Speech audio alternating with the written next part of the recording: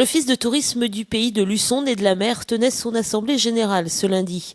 L'occasion d'abord pour les professionnels de refaire un bilan de l'année écoulée.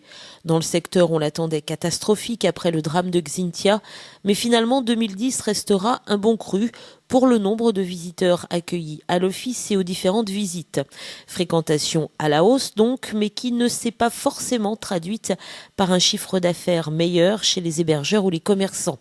Et pour 2011, les premiers indicateurs sont bons et c'est tant mieux car l'année s'annonce importante pour l'Office du pays de Luçon et de la Mer avec 3 projets primordiaux. Le premier, c'est la mise en service du nouveau site internet. Ça sera l'annonce de cette Assemblée générale. Il est en ligne depuis 3 jours. Donc on verra quel sera l'accueil des internautes, de nos adhérents et de tous les professionnels de l'informatique. Ça, c'est le premier point. Le deuxième point, c'est que l'Office de tourisme s'engage officiellement dans la démarche qualité. Il est considéré comme entrant au 1er mars de cette année. Ça sera une petite révolution pour nous parce que ça modifiera certainement un certain nombre de nos modes de fonctionnement au service de notre clientèle, bien sûr. Et le troisième point, c'est la continuation d'une certaine dose d'animation, essentiellement en visite guidée, et, comme je le signalais tout à l'heure, une ouverture plus active à nos adhérents, qu'ils soient hébergeurs ou non. La démarche qualité est importante pour l'Office et devrait lui assurer un mode de fonctionnement plus efficace, plus rationnel et surtout plus économique.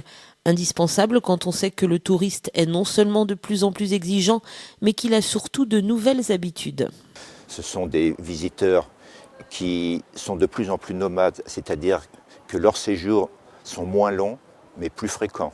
Ça veut dire, bien sûr, qu'ils ne restent pas toujours au même endroit, qu'il faut savoir les y tenir. C'est un tourisme qui est moins dépensier.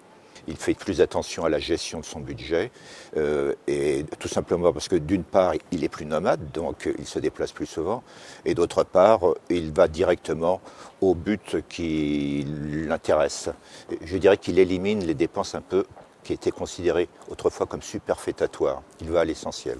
Et comme les autres, l'Office de tourisme du pays de Luçon et de la Mer doit désormais se battre pour convaincre ce touriste difficile de venir ici et pas ailleurs. Il faut se battre pour qu'ils viennent dans le pays de Luçon et le pays de la Mer, tout simplement parce que la notoriété n'est pas encore, il ne faut pas non plus voiler la face, internationale, donc il faut qu'on se fasse connaître. Et c'est le rôle de la communauté de communes et de ces 2 offices de faire en sorte que... mais je dirais que d'un autre côté, la majorité de notre clientèle est une clientèle familiale et quand même régionale.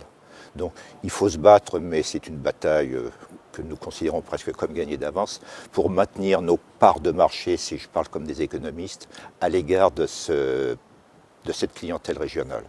L'Office de tourisme est ouvert actuellement tous les jours du lundi au samedi et pour découvrir son nouveau site internet www.tourisme-lucon.com.